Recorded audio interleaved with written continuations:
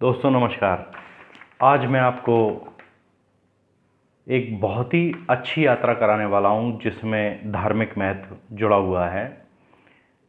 रास्ते में जब हम निकलेंगे तो आगरा ज़रूर पड़ेगा और आगरे का लाल किला मैं आपको बाहर से दिखा देता हूं। इस समय आगरा में ताजमहल का रास्ता बंद कर दिया है, अन्यथा मैं उसको भी आपको दिखा सकता था। ये आगरे का लाल किला है और बाहर से आप इसका दीदार कर सकते हैं। इस किले के पास से एक रास्ता होकर के गुजरता है जो ताजमहल वाला रास्ता होता है और जिस पर रास्ते में से ही ताजमहल का दीदार हो जाता है, लेकिन वो रास्ता बंद कर रखा है अभी सरकार ने, स्थानीय प्रशासन ने। और ये सिर्फ इसलिए किया है क्योंकि कोरोना महामारी के चलते ये सभी जगह बंद कर दी गई थी और यहाँ पर भीड़ भाड़ इकट्ठी ना हो और कम्युनिटी स्प्रेड ना बढ़े, इस वजह से उन्होंने इसको बंद कर दिया था। ताजमहल भी पूरी तरह से बंद है। आप अगर देखेंगे तो पाएंगे ताजमहल का रास्ता बंद मिलेगा। अभी मैं आपको दिखा देता हूँ थोड़ा दूर चल के। जब हम ताजमहल की तरफ बढ़ते हैं, यहाँ से जाने वाला जो रास्ता है वह रास्ता पूरी तरह से ब्लॉक कर दिया गया है और उस पर पाइप डाल दिए गए हैं जिससे कोई भी व्यक्ति वहाँ से गुज़र ना सके। ये आपको दिखाई दे रहा होगा, पाइप डला हुआ है और ये पाइप इसीलिए रखा है स्थानीय प्रशासन ने कि यहाँ पे कोई व्यक्ति यहाँ से क्रॉस ना हो। तो ये तो हुई स्थानीय प्रशासन की बात। अब हम चलते हैं धार्मिक महत्व की जगह और मैं आपको लेकर के जाऊंगा। यहाँ से आगरा से टुंडला जाएंगे हम, टुंडला से एटा और एटा से कासगंज और कासगंज से सोकर क्षेत्र सौरौंजी। तो जैसे ही मैं वहाँ पहुँचता हूँ तो मैं आपको दिखाता हूँ कि वहाँ पर एक जलाशय है, उसका महत्व भी आपको बताऊँगा और उसके बारे में भी आपको बताऊँगा। वो जलाशय जो है उसके अंदर की विशेषताएं क्या हैं वो बताऊँगा। भगवान विष्णु ने कुल 24 अवतार लिए हैं। मत्स्य और कश्यप के बाद तीसरा जो अवतार था उनका वो वराह का था, यानी सूकर। आप देशी भाषा में उसको सुअर भी कह सकते हैं। इस अवतार के माध्यम से मानव शरीर के साथ परमात्मा का पहला कदम धरती पर पड़ा। मुख सूकर का था और शरीर इंसान का था। उस समय हिरण्याक्ष नामक दैत्य ने अपनी शक्ति से स्वर्ग पर पूरी पृथ्वी को अपने अधीन कर लिया था।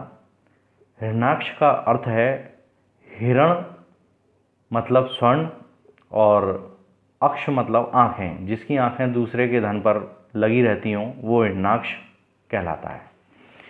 पुरातन समय में दैत्य हिरण्याक्ष ने अपनी शक्ति से धरती को यानी पृथ्वी को ले जाकर समुद्र में छिपा दिया था। तब ब्रह्मा की नाक से भगवान विष्णु वराह रूप में प्रकट हुए। भगवान विष्णु के इस रूप को देखकर सभी देवी देवताओं व ऋषि मुनियों ने उनकी स्मृति की। सबके आग्रह पर भगवान वराह ने पृथ्वी को ढूंढना प्रारंभ किया। अपनी थुतनी की सहायता से उन्होंने पृथ्वी का पता लगा लिया और समुद्र के अंदर जाकर अपने दांतों पर रखकर वे पृथ्वी को बाहर ले आए। जब हिरण्याक्ष दैत्य ने यह देखा तो उसने भगवान विष्णु के वराह रूप को युद्ध के लिए ललकारा। दोनों में भीषण युद्ध हुआ। अंत में भगवान वराह ने हिरण्याक्ष का वध कर दिया। इसके बाद भगवान वराह अपने खुरों से जल को स्तंभित कर उस पृथ्वी को स्थापित कर दिया उस पर। इसके पश्चात भगवान वराह अंतर्ध्यान हो गए। भगवान वराह ने जब मोक्ष प्राप्त किया था, मतलब उन्होंने अपना शरीर त्यागा था, तो इसी जल में विलीन हो गए थे और उन्होंने इसको हरिपदी गंगा भी कहा जाता है और इसको देशी भाषा में हाड़ गंगा कहा जाता है। यहाँ पर गंगा का बड़ा महत्व है और इस जलाशय में गंगा जी विराजमान हैं और उनकी गोद में जो भी जाता है वो समा जाता है। यानी जब भी कोई परिजन मृत्यु को प्राप्त होता है तो उसकी जो अस्थियां हैं वो इसमें विसर्जित की जाती हैं और वो अस्थियां इसमें विलीन हो जाती हैं। गंगा माता उसको अपनी गोद में ले लेती हैं, अस्थियां घुल जाती हैं, पता ही नहीं चलता है उनका कि वो कहाँ गायब हो गई। और ये जो जलाशय है ये हाड़गंगा कहलाता है। और इसमें मैं अपनी भाभी की अस्थियां लेकर के आया हूँ। कोरोना काल में उनका निधन हो गया था अप्रैल माह में। तो यहाँ पर पंडा जी जो भी क्रिया करा रहे हैं वो मैं कर रहा हूँ। मैंने स्नान कर लिया है इसी गंगा में और इसी में उनकी अस्थियों को विसर्जित कर दिया है। और यहाँ पर उनसे पूरी जानकारी मैं लेता जा रहा हूँ। यहाँ पर एक मंदिर भी बना हुआ है, उस मंदिर के दर्शन करने से मोक्ष प्राप्त होता है दोस्तों, ऐसा कहा जाता है। भगवान विष्णु के वराह रूप ने इसी जल में समाधि ली थी, ऐसा कहा जाता है। इसमें ही वो अंतर्ध्यान या विलीन हो गए थे और तभी से इसका बहुत बड़ा महत्व है। इसमें पिंडदान किया जाता है, श्राद्ध किया जाता है और ये जलाशय कभी भी साफ़ नहीं किया जाता है, ये कुदरती साफ़ होता रहता है, इसमें कोई भी गंदगी नहीं रह सकती है। इसलिए इसको सूकर क्षेत्र कहते हैं, यानी सूअर जो होता है वो पूरी गंदगी को साफ़ कर देता है। इसी तरह से ये सूकर क्षेत्र का जो जलाशय है इसमें कोई भी गंदगी टिक नहीं पाती है, अपने आप ही स्वतः ही नष्ट हो जाती है। अभी तक जितनी भी अस्थियां पूरे भारतवर्ष से लोगों के परिजन जब मृत्यु को प्राप्त होते हैं और उनकी अस्थियों को विसर्जन करने यहाँ पर लाया जाता है तो आज तक अगर देखा जाए तो वर्षों से इसमें एक ढेर लग जाता अस्थियों का, लेकिन यहाँ ऐसा कुछ भी नहीं है। इसकी सफाई ना होने के बावजूद भी इसकी अस्थियाँ अपने आप ही इसमें जो विलीन हो जाती हैं, कहीं गायब हो जाती हैं या ये कहिए चमत्कारिक रूप से पानी के अंदर समा जाती हैं और पानी की तरह ही परिवर्तित हो जाती हैं। इसमें लोग स्नान करते हैं, स्नान का भी बड़ा महत्व है। इससे समस्त पापों से मुक्त होकर के इंसान को मोक्ष मिलता है, एकादशी पर विशेष तौर से। तो इसमें सभी तरह के पुण्य प्राप्त होते हैं, ऐसा कहा जाता है। इस इलाके में दोस्तों बंदरों की भी भरमार है। बहुत सारे बंदर आसपास कूदते रहते हैं, पानी में कूद कर नहाते हैं और साथ में जब आप पिंडदान करते हैं उन पिंड को लेकर भी भाग जाते हैं कई बार। और कई बार बंदर जो है उत्पात मचाते रहते हैं, तो इनसे भी आपको सावधान रहना है। कभी जब यहाँ पर आते हैं तो इनसे सावधान ज़रूर रहना। और ये मेरी धर्मपत्नी है जो मेरे साथ श्राद्ध में शामिल होने के लिए आई हैं और भाभी का श्राद्ध हम लोग करने आए हैं यहाँ पर, तो उसमें मेरी धर्मपत्नी भी शामिल होने आई हैं और मेरी भतीजी भी साथ में आई हुई है। तो यहाँ पर जो भी पंडा जी हमें निर्देश देते जा रहे हैं उनके निर्देशों के अनुसार हम अपने काम को करते जा रहे हैं, जो क्रिया हम करने के लिए आए हैं यहाँ पर। और ये जगह बहुत शांत है, बहुत अच्छा स्थल है ये। और सूकर क्षेत्र में प्रवेश करते ही भगवान विष्णु का बराह रूप जो है उसकी एक मूर्ति भी लगी हुई है, जगह जगह आपको देखने को मिल जाएगी, दर्शन हो जाएंगे उस मूर्ति के आपको। तो ये एक बहुत अच्छी बात है यहाँ पर।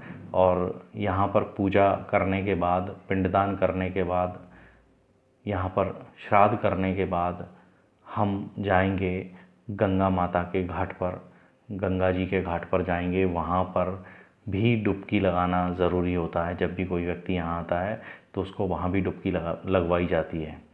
तो वहाँ पर मैं जाऊँगा तो वहाँ पर भी मैं स्नान करूँगा। ये सभी पूजा वगैरह यहाँ चल रही है और पीछे से बंदर भी मुझे परेशान कर रहे हैं, लेकिन कोई बात नहीं है, सब चलता है। वो भी जीव आत्मा उनके अंदर है, तो वो भी जीव हैं, उनको भी जीने का अधिकार है।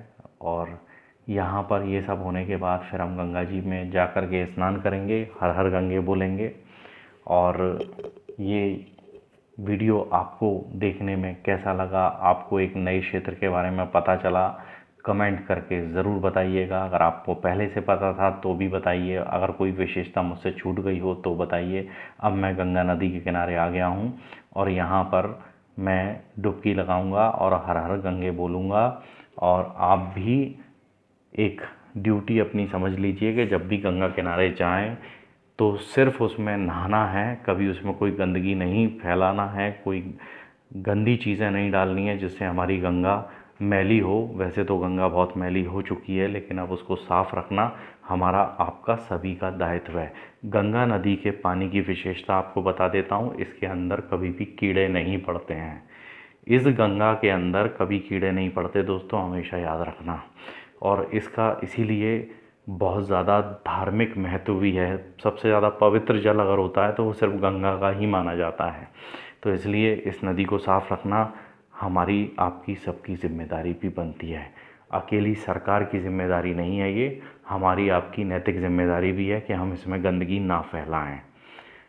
दोस्तों वीडियो अच्छा लगा हो तो इसको शेयर लाइक ज़रूर करना, और जो चैनल पर नए हैं उन लोगों को चैनल को सब्सक्राइब कर लेना है, जिससे मेरे द्वारा बनाए गए सभी वीडियोस उन तक, उनके मोबाइल पर सबसे पहले पहुँचें। मिलेंगे अगले वीडियो में, तब तक के लिए बाय बाय। अपना और अपने परिजनों का ख्याल रखिएगा। धन्यवाद।